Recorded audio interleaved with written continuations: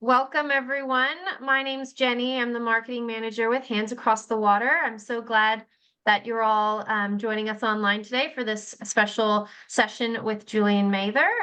He has so generously offered to lead this session today on videoing your journey with us. And I'm not going to spend too much time to introduce him, but I will say we are recording this session. So if you come in late or you have to hop off early, we will be sending around a full recording of the session in an email. And please do mute your microphone while Julian is presenting. I think he is going to open up for any questions down the line. So feel free to save your questions, and we will be engaging together in a great learning session around how to better tell your story through video. So I'm going to give it over to Julian to lead the presentation, and thank you all for being here with us. Yay! Well, hello. I'm very, very happy to be here with HADW, something I saw come up in my feed a year and a half or so ago, and then I had a look and I thought, boy, you guys are doing wonderful work. And I reached out to Peter Baines and I said, listen, you guys are doing wonderful work, but I can't see it. Like, I go on your website and there's no video. I want to see video. I want to see what you're doing. So I said, listen, how about I donate some of my time, and that way I can help the cause. And, maybe along the way that you can get more video and use it more effectively. So that's how I sort of ended up here. My promise to you is that whatever I ask you to do, I have done. And when you're doing it, know I'm right there beside you, doing it with you. So everything I'm talking about here today is how I use video, in my business and how I use it to make money. Two things I want to get across today. One is to be able to tell your story a little bit better. And then because you're over there and you're in this amazing place doing this amazing stuff with these amazing people, is to get some useful video of it that you can bring back, and then you can give to Hands Across the Water, and then they can store it, and then they can use it further down the line. Because if they don't have the footage, they can't use it. If you provide them rubbish footage, they can't use it. But with a few simple hacks and a couple of little templates to go by, you can provide them with really useful content that in the end run is going to help the people that you're all there trying to help. So that's the purpose. There's a ship and it's in harbour and it's broken down and it's costing the company thousands upon thousands of dollars a day. So they get the mechanic in. He comes in on a pilot boat. He's a little guy. He runs up the stairs. He runs up across the deck. He goes down below the deck, down, down, down. And he puts his hand across all the pipes and he's feeling back and forth, right there. And then he opens his little tool bag up and he gets out the tiniest of little hammers and he goes, dunk.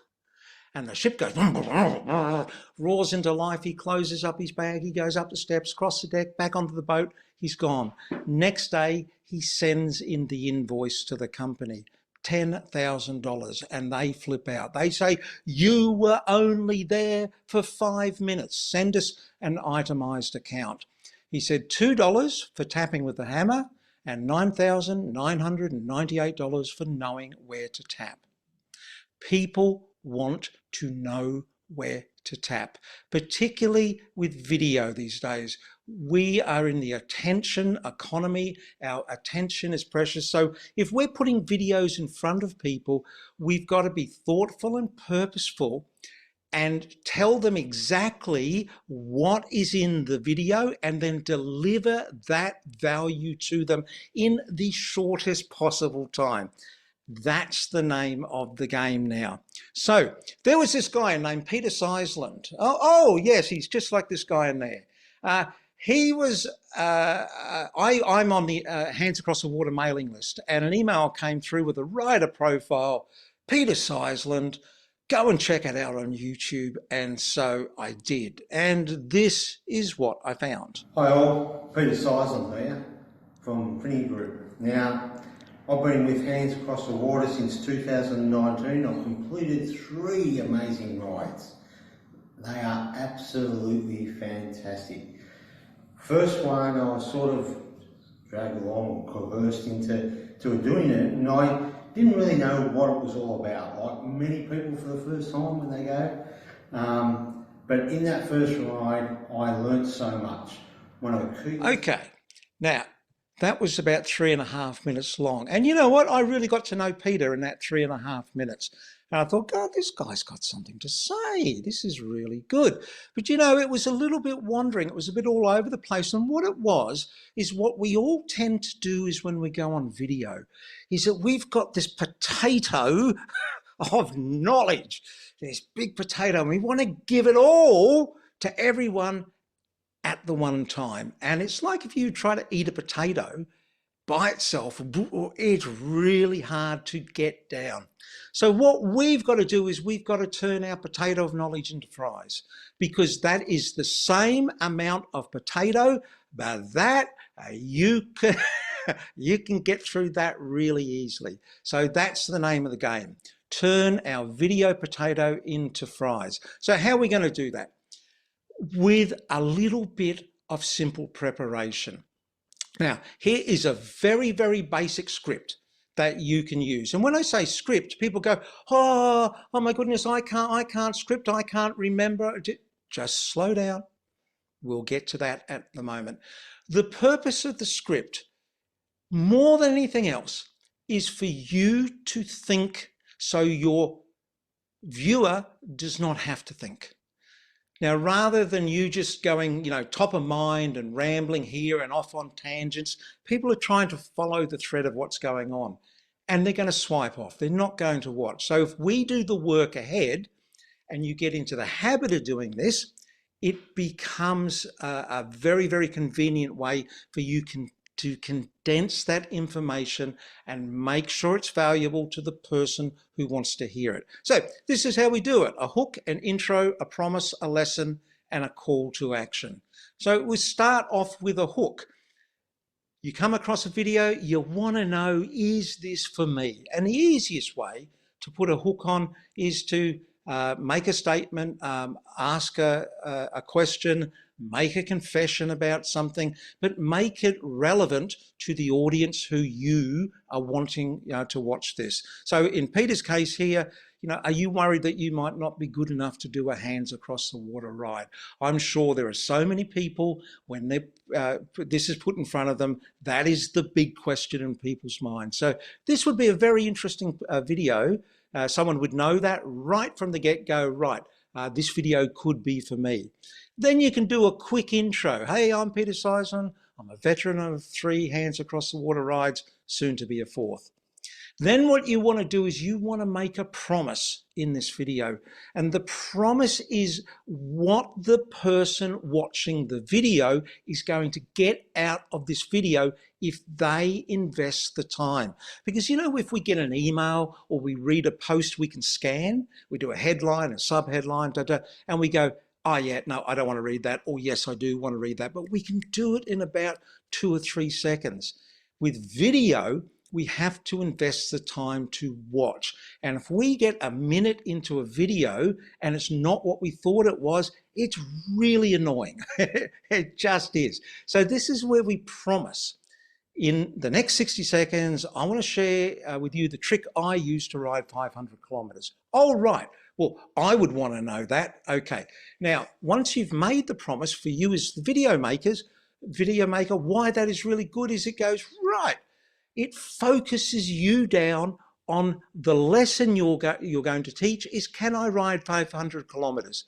Not everything else, not about what you were feeling and then, you discovered some other stuff along the way. What you want to do is answer this question, and so you fulfill that promise. And you're going to have yourself a nice, tight little video in there. What about if you got more to say? That big potato? You make another video, but you make each one on one specific point and topic. And then at the end is your call to action. What do you want them to do next? You might want them to go and check out the Hands Across the Water website. Well, here's the website link, go check it out. You might want them to send you an email. You know, you might, in Peter's case here, you know, you can jump on the phone. You know, if you want me to talk through, you know, if you're really worried, jump on the phone, I'll spend half an hour with you. But you want to tell them what the next step is and make it very, very clear. That simple little formula of hook, intro, promise, lesson, call to action is all you need. And when when you write this out, you don't have to say this word for word and do it perfectly. It's just for you to think about, what am I going to say in this video? And as we're going to find out, if you're worried you're going to forget things, you don't have to worry about that. We've got a technique for you. So while I've got this up here, I just want to point out something. You want to know the first line and the last line. And even though I said you need to memorize things, what you need to do is get mouth feel. And what mouth feel is that you know exactly what you're going to say in the first line and the last line, and you say them out loud before, in rehearsal, to yourself, but you get the feel of what it feels like, particularly the last line, because what happens is we make a video and then we're going through and we realize, I don't know how to end this. And so you just say more and you keep rambling, and you got this little voice in the back of your head going, oh, I've got to finish up here now. This is all, and it goes astray. Practice your last line. You don't have to get it perfect, but know what it feels like. So when you arrive at it, you just finish and you say nothing else and you just smile, and bang, and you can cut out of that really, really easily. So this is the technique you're going to learn. It's called silence, smile, speak. This is how you deliver a video script that you have written. So it starts off with 2 deep breaths. 2 deep breaths is not every time, but if you're feeling like you're a little uptight, it serves 2 purposes. One, it relaxes you, and the second, it oxygenates your blood so you can speak easily. I want everyone to do this. We're going to do 1 deep breath, exhale, 2nd deep breath, and then exhale 2/3 of your lung capacity out and just hold it. All right, here we go.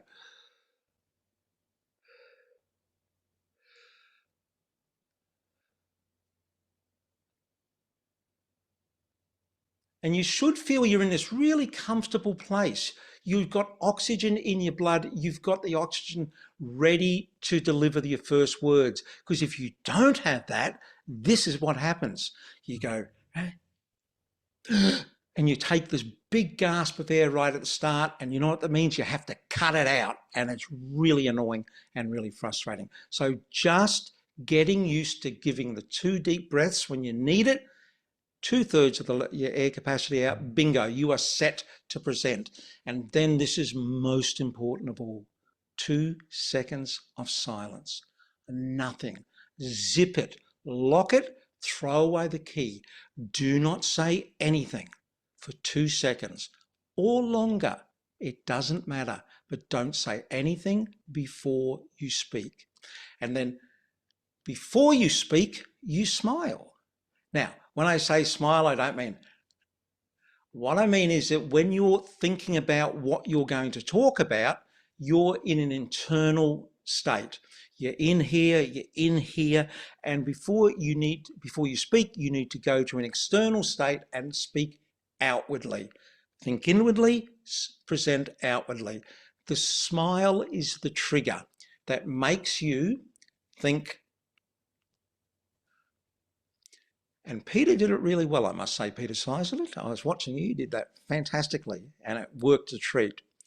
Then speak. Say what you're going to say. Now, a lot of this is that you can rehearse the lines. If you mess them up, you just go back and So you hit the record button, you don't say anything, you smile to get in the outward, say what you're going to say, and if you mess it up, don't say anything. Shh, not a word. And just go back and read your lines again, and then look at the camera and give it another go. until you get it right. Video is free. It doesn't matter how long this takes. If you've got a 60-second video that you're going to deliver and it takes 20 minutes of videotape, so what? It doesn't matter. No one's rushing you. Just slow down. What's important is you don't say anything before you speak, you don't say anything after, and you hold contact with the lens with your eyes for 2 seconds. Now, the reason you do that is because if you've got a couple of lines that you want to say and you finally get through it, you'll be rushing and you'll say the last word and you'll look off rather than looking at the lens, and you can't cut. You just see it becomes a big pain. So silent, smile, speak. Very straightforward. Once you've got it, it sounds complex. It's not. It's all it is don't say anything. Say what you're going to say. Don't say anything. Like that's about it, and just repeat that process. Now, it might be a little bit confusing for you. We've only got an hour here. Go off and have a practice in your own time. If you need any help, send me a LinkedIn message or something, and I'll get back and I'll help you. Don't worry about that. Now, if you don't want to do that, you can model what the greats did. Did anyone remember Dave Letterman? So I got the nods here. Dave Letterman, he used to have cards, like the top 10 or the top 3 or whatever. What you can do is just write those points of your script on the cards. Don't hide them. And just go, listen, I'm going to tell you my top tip for getting through and riding 500 kilometres in the hands across the water ride. Okay, here's the first thing. And you can just look at it and refer to it. And then you can have a little bit of fun with it. You go, well, that's that. You can go to the second one, the third one, and go. And remember, if you have your call to the action at the end, have some fun with it. This does not have to be hard. You don't have to remember anything if you want to read it, or if you are going to remember something, it's only remembering a line or so at a time. And you'll find you're going to get the habit of this. So if you're going to write a video script, if you speak conversationally, then you write conversationally. That's in short bursts, without commas, without full stops, without a thought in the world for correct grammar. And sometimes if you decide to ramble on and on and on, it's okay, because you know that there's an emphasis coming up and you can get the audience's attention back. The point is, you know how you've been taught to write all your life and it's all grammatically correct, and commas and full stop does not work on video, because that's not how we speak. We speak in little packets, and sometimes there are pauses, and then it's like a machine gun. We go and go and go. And then it might be slower and monotonous as we make a point. And so that is actually how you write, because if you try to write for the page, when you deliver it, it's going to sound really strained. If you do that, this is great, because if you post online at all, this is actually how you write for video, is what works really, really well when you're doing online posts now. So it's just a byproduct, it's like a little extra treat that you get. So does that make sense? Has anyone got any major questions at this stage that they're going, no, something just doesn't make sense? Speak up now. I'm happy to hear what you've got to say. If not, I'll keep going. All right. You go, yeah, that sounds all good, but I'm not a natural on camera. I know. Yeah. Neither was I. So just so you know, that's little me over there. And my first memories as a child were going to speech therapy lessons, because I was a stutterer. I stuttered into my teens, in my youth, into my teens, into my 20s, into my 30s, until I made changes. So I have now gone from being a stutterer to being a motivational speaker. I know the journey. I know that this can be done. So I was also a documentary cameraman, and I worked for National Geographic, BBC, ABC TV, did that for about 25 years, but it wasn't my first gig. My first gig was an army sniper. And the reason that I tell you this is both a documentary cameraman and an army sniper have something in common. Now you could say, oh, it's got focus, it's, shooting, it's all sorts of things. It's not the point that I want to make here. The point I want to make here is that let me hide in the shadows, because I had no self-confidence. I had low self-esteem. I used the technology as something to hide myself behind. And when I was out there as a documentary cameraman, I was out there doing what I love, telling stories with pictures. But the only story that I didn't tell was the story that was in my head. And I was embarrassed, I truly was. There were all these people in front of the lens affecting change in the world, and I had no confidence to do that. And I wondered, how did they do it? I was honestly mystified. What did they know that I didn't? And I felt excluded, because what I learned was that those in the light, those in front of the lens, were afforded more opportunity than those that stayed in the shadows like me. And I felt small. I mean, I really felt I could be playing a bigger game. I just didn't know how. So I studied these people for years, and my big aha moment that helped me get in front of the lens was when I realized that people don't want a persona, they want a person. And so much of my time when I was trying to think this through and work it out, I was going, how do I become a good video presenter? And really it was so obvious. It was right there in front of my nose, but I couldn't see it. Just turn up and be yourself. Maybe turn the volume up just a little, but just be yourself. If you meet me out in the street, this is how I am. And you don't have to be like me. You don't have to be like anyone. There's all different. Why are there 52 flavors of ice cream? Because everyone has a different preference and a flavor. Just don't be vanilla all the time. This works an absolute treat. Please understand when you go away today that video that we're talking about here is not the secret sauce. You are. With all your lumps and your bumps and your wrinkles, with all your fears and your worries and your anxieties, imperfect you.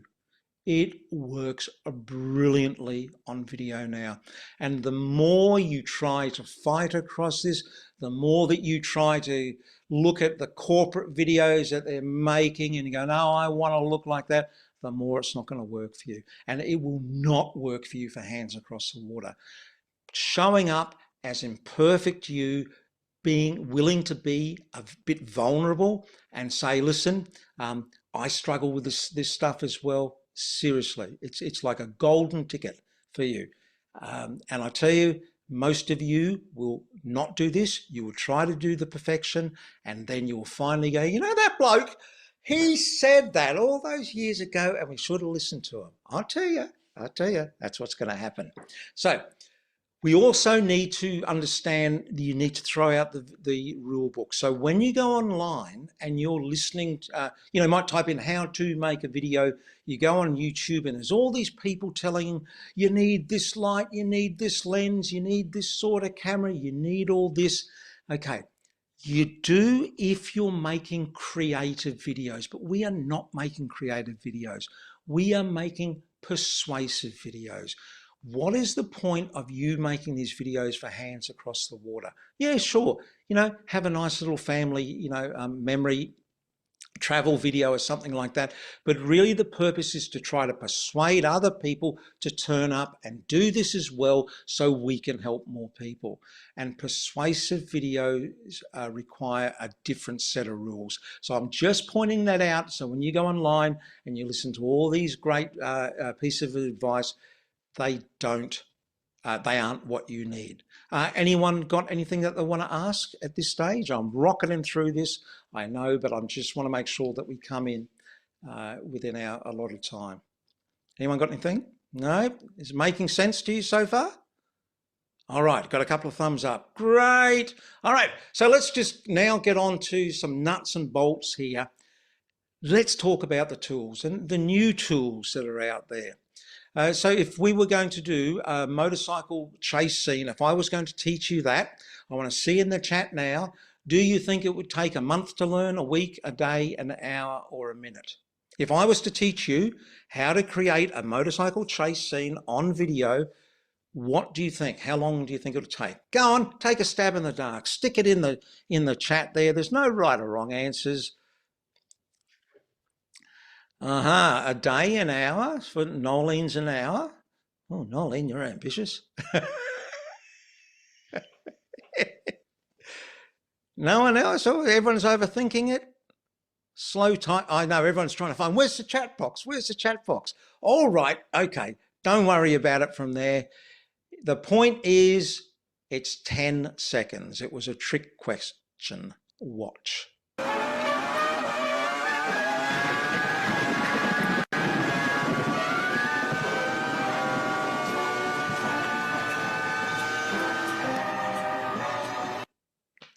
See, the point is so much about video is prescriptive.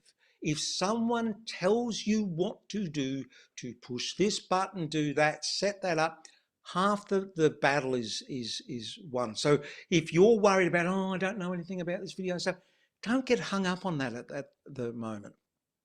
That can all be explained to you. This is Karen Berkman's little boy. Karen Berkman was a journalist I worked with, and when her son was about 4 years old, he was obsessed with the TV news helicopters, and he would go up there and watch them at any given moment. And when he was 4 years old, when he was 6 years old, they said to him, you know what, for your birthday present, you can go for a ride in a helicopter. Longest 2 years of this little guy's life. So the big day comes, they're flying in the helicopter, and mum's going, oh, look at the little people down there. They look like ants, and look at the cars. They look like little toys.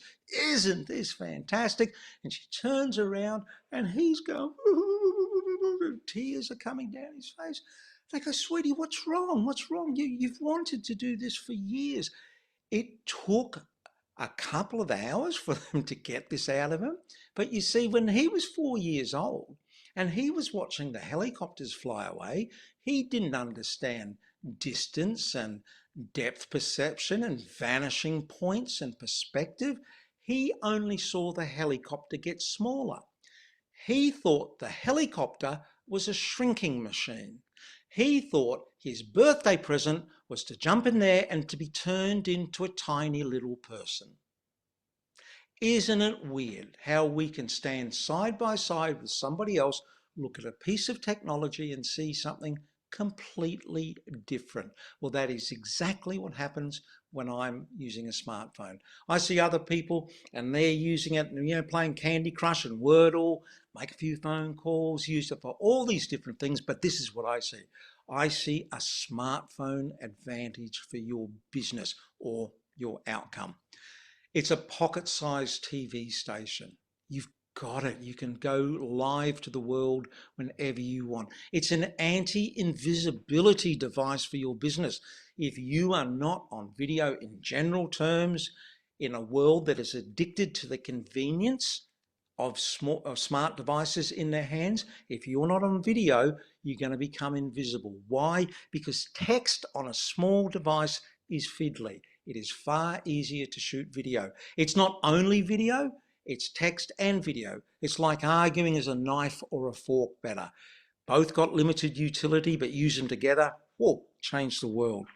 And it's the Swiss Army knife of business tools. Oh, you can do so much with this. So the point is, you all...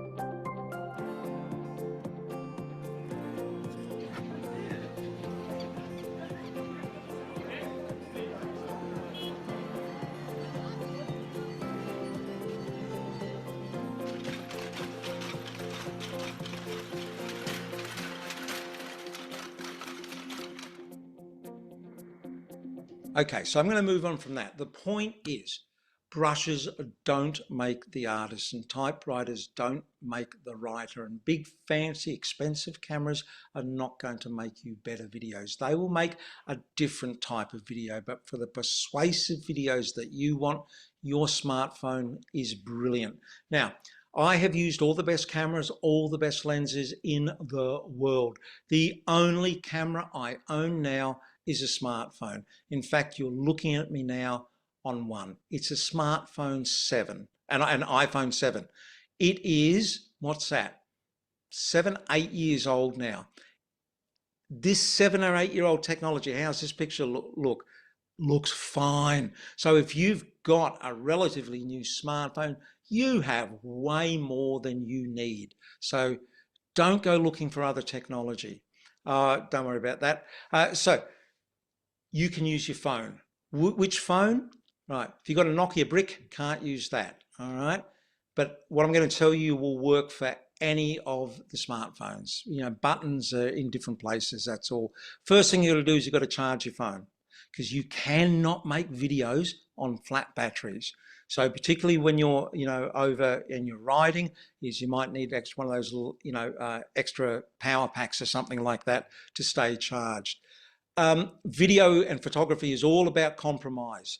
It's like if you want to get a good night's sleep, you could get a Hessian sack. It's going to be cheaper, right? Or, where are the balloons coming from? Hey, I don't care. I'm having a good time. You can have a poor sleep and you're not going to spend much, or you can get Egyptian, 1,000 count cotton threads or something. You're going to get a great sleep, but your wallet's going to be really thin by the end. You just got to choose which way you want to go. So the first thing you got to look at is think about resolution. Just think about resolution as quality. Let's just call it that. See down the bottom, you get 720, and then you get 1080, then you get this thing called 4K or Ultra, and then 8K Ultra HD. Right, so 720 down the bottom, it's great, looks great on your smartphone, but if you played it on like a larger flat screen monitor or a TV, it's not going to look great. But the good thing about it is it's only a small file size, so you don't take up much space. The sweet spot is 1080. So when you go into your settings, look for 1080 and choose that. If you want, you can shoot 4K. That's cinema quality. It's on all your smartphones. It's amazing. But the files are really big. So if you want to upload, if you want to download, you want to edit, it's all going to go really slow and probably crash. And just so you know, 8K is IMAX. The huge, that's on your phone. It's crazy. But if you want better quality, always remember that the sharper the resolution, also the sharper your wrinkles. I just thought I'd mention that. Seems to get people back down to 1080. Right, so if you're looking inside your phone, you might want to go to 720. On the left is iOS or Apple. On the right is Samsung or Android. So you might want to go 720, but really what you want to do is go 1080 at 30 frames a second, and down the bottom there, it's where is it?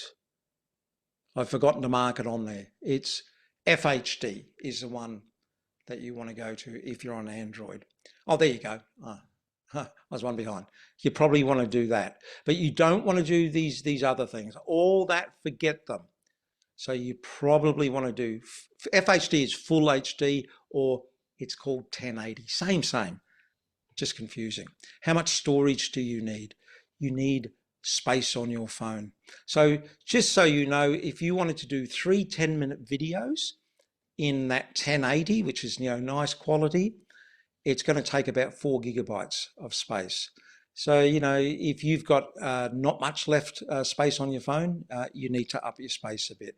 So this is, we get to Byte Flight Bright. So how do we turn our phone into a camera? Because it is primarily a communication tool.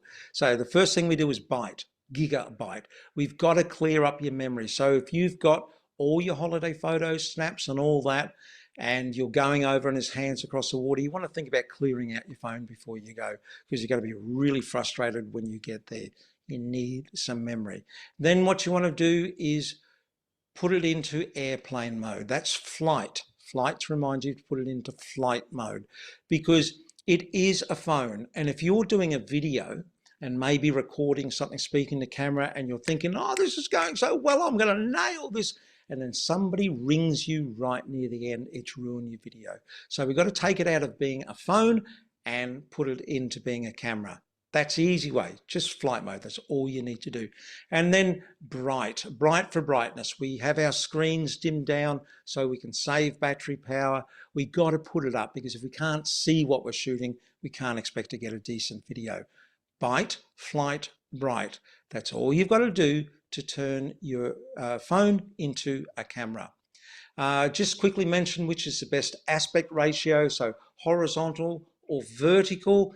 I don't know. It depends where you're posting. So if you're posting all your videos on to Facebook, make them vertical. It's set up for that. But if you don't know, shoot it in horizontal, but put the important information in the center of the screen, because it can get repurposed as a square video. It's fairly common. A square video works well on both vertical and horizontal sites. Look, we could spend a day talking about that.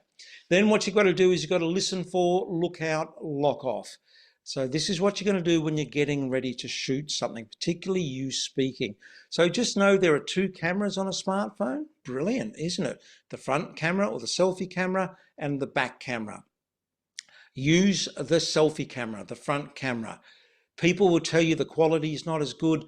That was an argument 10 years ago, doesn't matter now. Brilliant quality. So if you're recording something, to the camera, you speaking, use the selfie camera. So what you got to do is you got to listen for background sounds.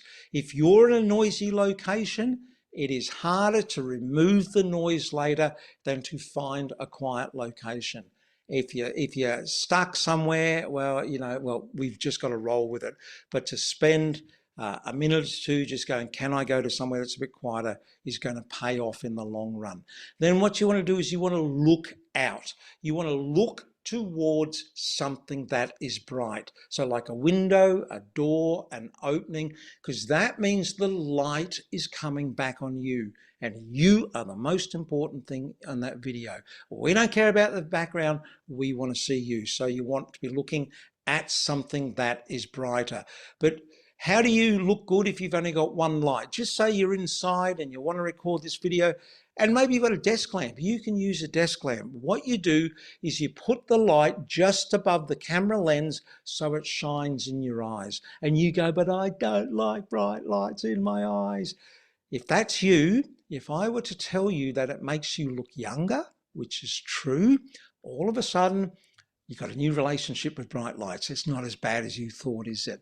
And it is true. So let that shine in your eyes. It's what all professionals, all people on stage, you hear them talking about the bright lights. That's why they know it makes them look younger.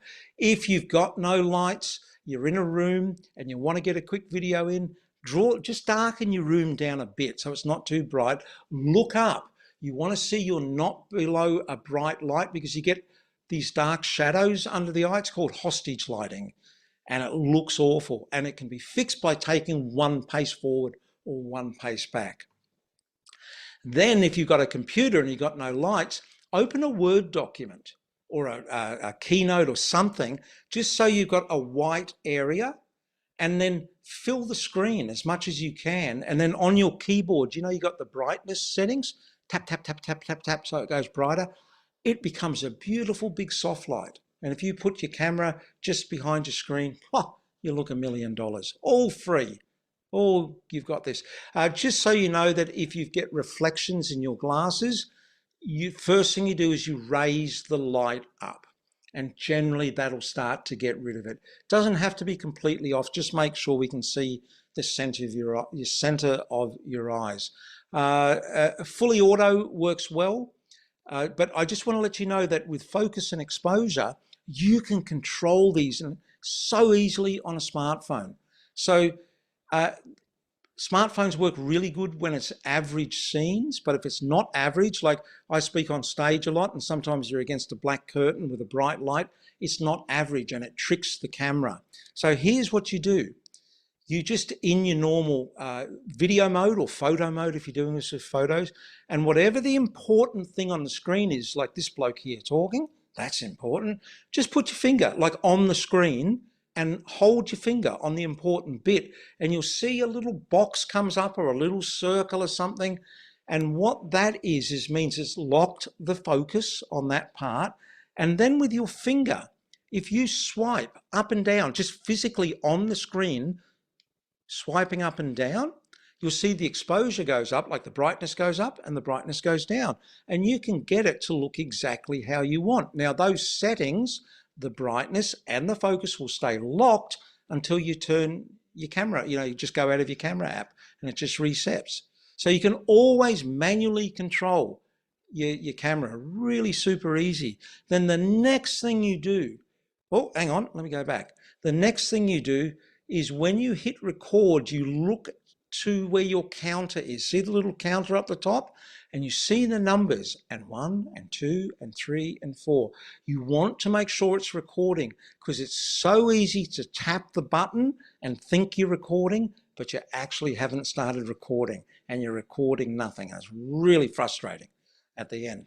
And how to look good all the time? Yes, smile. Yeah, we are gifted with this tool, but when we get on video, we're so in our head about worrying about what we're going to say, we forget to smile. It just works wonders. So listen for, look out, lock off. Now, different ways to lock off your camera. When I say just don't hand hold it, get it steady if you can. Blue tack, get a wad of that, put it together and put your phone in it and move it around. It'll sit anywhere you want. Or take some pieces of blue tack, stick them to the back of the phone and stick it against a wall. Works brilliantly if you want to, record. For mechanically minded people, the binder clips, everyone's got those in a drawer somewhere. You can have some fun with those. And my absolute favorite when I'm out and about is the paper takeaway coffee cup. Just saw a slot on top of that, stick your phone in. It makes a rock solid setting. And just so you know that I am inclusive, and you can tick that off the box about how did this presentation go? He was inclusive. Here's a vegetarian friendly option. How do you get a steady eye level shot when you don't have a tripod? You place a chair on a table, then you stack whatever is at hand to build up the extra height to your eye level. Then you fill a sandwich bag about 2/3 full with rice or lentils or grain. Nest your smartphone in this, adjust the angle, and now your hands are free to better illustrate the topic you're talking about. So lock off your camera. So the big takeaway on that is that if you can't get the height, look for a chair, and wherever there's a chair, there's normally a table. Put it on the table and just do it up and make a little bean bag out of grain. So now we've got the camera up to eye level. Okay, the Zoom honeymoon is over. You know this thing where people leave their laptops on the desk or their phone and you look up people's nose? So 3 years ago, we accepted that. Not now. It's finished. You can't do that. So what you have to do is level, locate, and lock. Level is eye level. The camera is always at eye level. Why is it at eye level? Because this is how we communicate as human beings. If I meet you out there and you're sitting at a table and I came up, you would probably stand, so we would speak eye to eye. Then we would both sit, so we speak eye to eye. Because if it's like this, it's unnatural. There's power imbalances, there's all stuff going on. And also people look up your nose. It's just not good. So eye level. Where do you look? You look straight down the barrel of the lens. You'll see most of this presentation and I'm looking at you, I'm looking straight down the barrel of the lens. So if we're in selfie mode on the camera, we have to know where our lens is. Sometimes it's not obvious. So what we do is you literally in selfie mode, start putting your finger around the screen and then eventually you'll see your finger go over the lens. Now you know where the lens is. What I do on my iPhone 7 is I actually mark it like that. So that's what I have. I have these, I know exactly where I need to look. That's the lens and I lock onto it. Now, there is another problem with this. When you're looking at the lens, you see your face off to the side in the screen. Now, what have your parents told you all through your growing up? When you are speaking to someone, you look them in the eye. And if there's a group of people, you engage everybody. And we're trained into that. So when we see our eyes on the screen, like just over there, all of a sudden you'll see yourself pulled and looking. And you go, that guy on that webinar said, don't look, and you look back at the lens. And then these eyes over here are like magnets and they pull you back. And now you're doing this. And you look shifty, which is even worse. So what you do is make sure that you cover that up. Post-it note, piece of paper, handkerchief, whatever. Just make sure you can't see your face, because if you can see your face, you'll look at yourself and you'll be doing this. And it just doesn't look good. If you don't know, if you can't do that, here's a hack. Get a magazine, get a picture of someone that you like looking at. That's Lady Gaga. I find her easy to look at. Stick her to a piece of cardboard, punch a hole right between their eyes, and then put that over your camera lens. Just stick it over there somehow. And now you just have a conversation with somebody and you're looking at the camera lens the whole time. Super, super easy hack to make sure you're always looking down the barrel of the lens. And that is, so whoa, we're going to get in. I know I'm rushing through this, but I want to get this in. So with all that, I gave a bit of that training to this guy named Peter Seisland, and he had this video, this original video from Printing Group. Now, he was a bit echoey, we couldn't hear it, it was a bit murky, and it sort of wandered a bit. Okay, that's what we did. And this guy named Peter Seisland went away and just did silent smile speak. He didn't face the light, right? It's one thing, but it's not bad. It's not bad. But he got a place where we could hear him better. And then he worked out a basic script about what he wanted to say. Instead of that potato of information, he focused on one thing. He recorded it literally a line at a time. And all we did was stick it into a super simple editing program. You can do this on your phone. Don't worry. Someone can show you how, but it's literally snip out the bits of silence and join the rest together, and bingo, we got a serviceable video. Are you worried that you might not be good enough to do a hands across the water ride? I'm Peter Seisland, a veteran of 3 rides, soon to be a 4th. Can I ride 500 Ks? My initial thoughts, well, this was well beyond my capabilities. A person who does very little exercise and who had not ridden a bike in 32 years, let me tell you, this challenge was well outside my comfort zone. My main focus through training was simply to be able to ride one day. Having completed the first day, I simply turned around and said, if I can do one day, may as well go and do another. Man, how did I feel? It was astonishing. I spent a bit of time riding next to the great Peter Baines, and I shared with him my challenge of getting through day 1. And Peter simply said to me, we are capable of a lot more than we give ourselves credit for. Just like I've found that I was capable of riding 500 Ks, I'm sure that you'll find the same. You are capable of completing the 500 Ks. And that's it.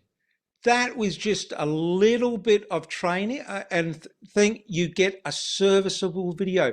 If you were somebody who was going, I'm on this ride, but I don't know if I can ride 500K, a minute of your time, that was 1 minute and 5 seconds long. Wonderful tool, and it's not the only thing, it's just one of many. So that's how, using that process, you can start creating more effective videos, with the end goal being to get people to give you money, use it, so you can help other people. That's the goal, right? So with that, there's one other thing I do want to go through. This is when you're over there, you've got your smartphone and you're in these amazing places and you've got all this amazing stuff happening and you're not getting any video of it. This is a formula.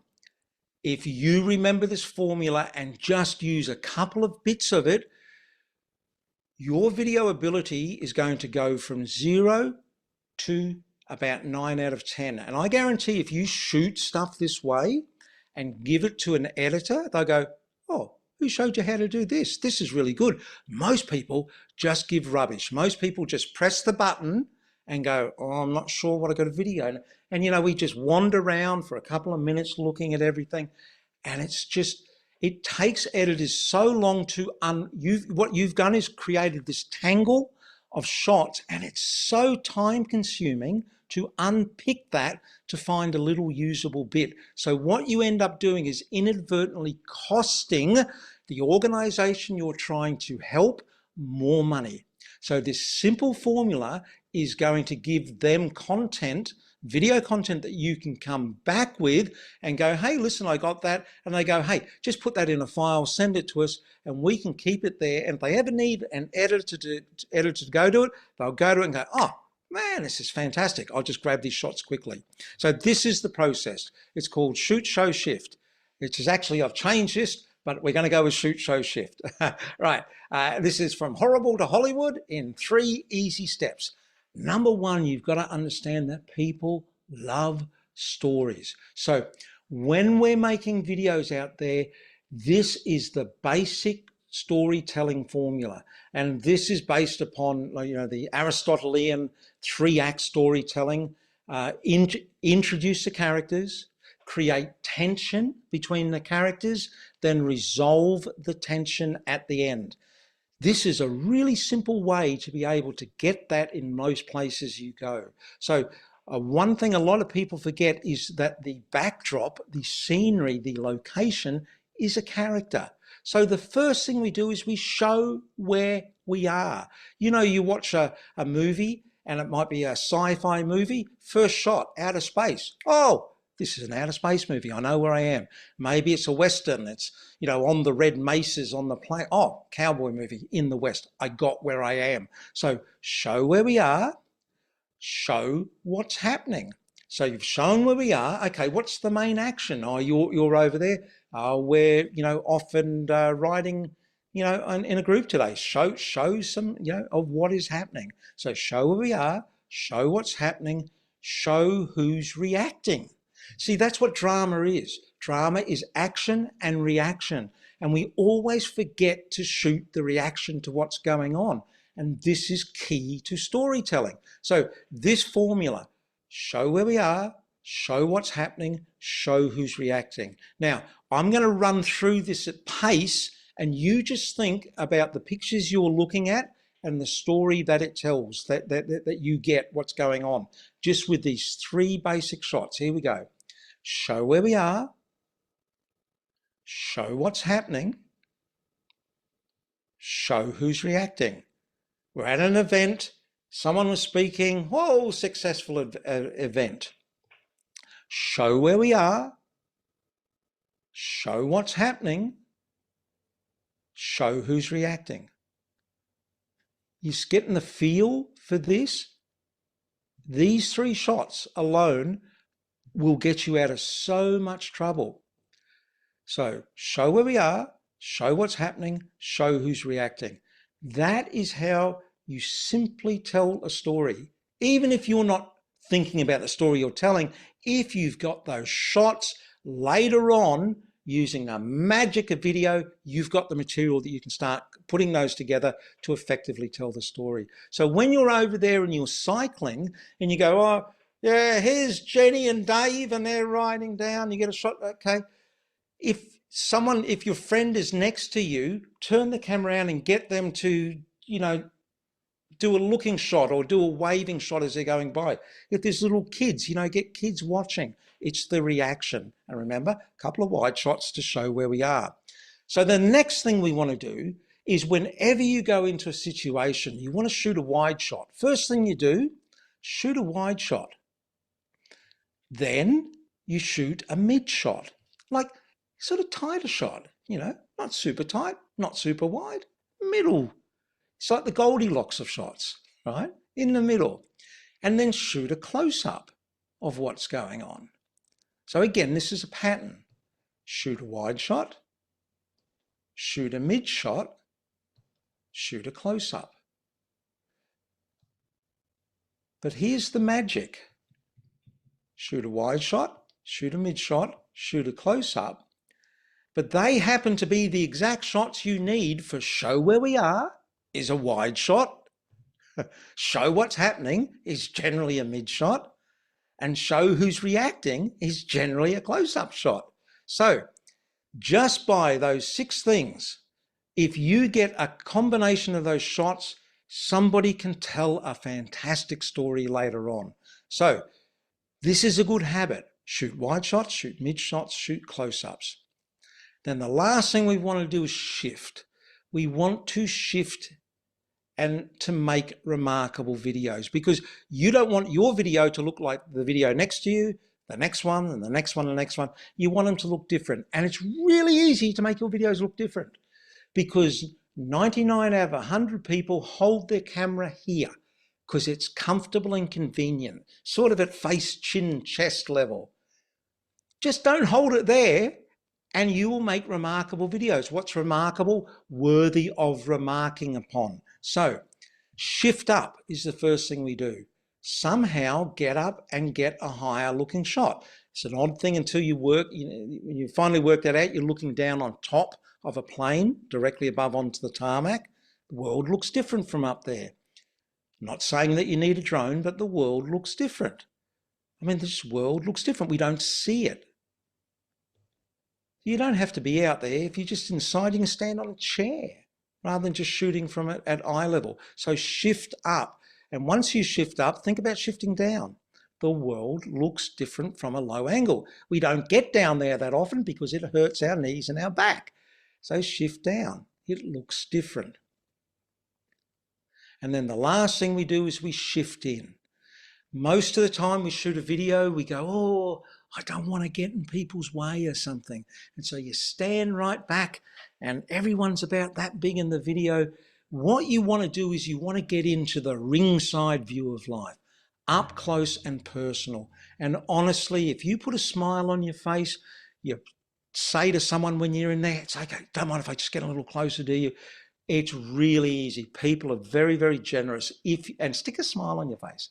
This works well, but you want to get in close. And the other reason you want to get in close is because your camera, your smartphone has a microphone on it. And when you're in close, you can get and hear what people are actually saying.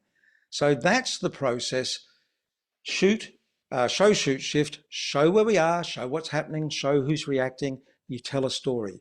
You shoot wide shots, you shoot mid shots, you shoot close-ups. You've got all the shots you need, and then shift up, shift down, shift in, and you're going to make more interesting videos. That's it. That's all we need to cover. I know there was a ton of stuff in there, but I hope you have found that useful. I've come in at 2 minutes past 5, but we didn't start till 5 past, so I have come in under my hour. There you go. I will happily answer any questions. I hope you found that useful. But if you, unmute yourself, ask me anything. If you need to go, of course, you've got lives to go. I'm going to hand back to the team, but I will answer anything you need. Is there a bloopers version of my condensed video? No, there's plenty in there. So the thing with Peter is that he went in and he started off, he was going to give 3. We talked about doing 3 points. But he got so stressed making the video, I could see that after he ended point 1, he thought, I'm not doing anymore. So his promise was actually, I'm going to tell you 3 things. But because he looked at the camera, spoke, and then was silence at the end, I could easily cut all that stuff out and just go whip it down. Honestly, to put that together was, maybe 10 minutes for me to do that. And here's the thing, AI is making this so it's going to be automated. If you leave the silence in between, you upload your script, it'll just go boom, boom, boom, boom, boom. It'll do it for you and it'll look brilliant. And I'll have music on it and all that sort of stuff. So don't get hung up on the process. Just know that, get into the habit of going on a script so I can think about this first and make this a more effective video.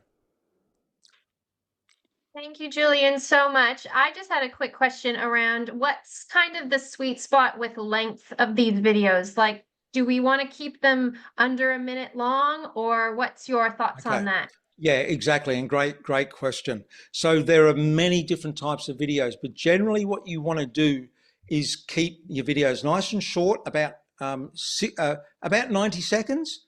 It can be longer, it can be shorter, but think 90 seconds. And that's how you get people's interest. So imagine you had a page on Hands Across the Water that had 10 or 20 of those short little 1 minute, or 2 minute videos, each on a particular topic. And then the call to action is, if you want to know more, go here. Then it led to another page, and there you had longer videos, more conversational videos. It could be like a podcast, like a short little 20-minute, talks between, members of someone experienced, somebody new, all these different longer discussions. So if people are ready to want to know more and be educated, they can have longer videos there. So short ones, yes, definitely. Think about that to get people interested, and then lead them on to longer content, but also written content as well. Like, remember, it's not just a knife or it's not just a fork, it's use them together to be effective. Great. Thank you so much for all those great tips. And thank you everyone for attending today. If anyone has any other questions, I'll leave it for just a few more seconds. But I really appreciate you taking the time tonight, Julian, and Peter Seisland as well, for being the example for today. It was really great to have that before and after. Yeah, thanks, Peter. That was absolutely terrific. Just so you know, is that, I don't, the video is, I don't do this as I don't lead with video anymore. I'm a motivational speaker. I speak about the ability to change and making a fresh start. But if you want to contact me, it's either through the website or chase me up on LinkedIn. If you want help with this, if I can give you a quick, if you ask me a question, generally what I do is make a quick video here, and I'll just send you a quick video in LinkedIn chat or somewhere. And if I can help you, I'm happy to do that. Sounds good. Cheers. All right. All right. I think that's all for tonight. Thank you all again. And we will be sending around the recording for everyone to have to refer back to. So thanks, Irene, for getting us set up on the Zoom. And thanks again to Julian for leading our session today. All right. See ya.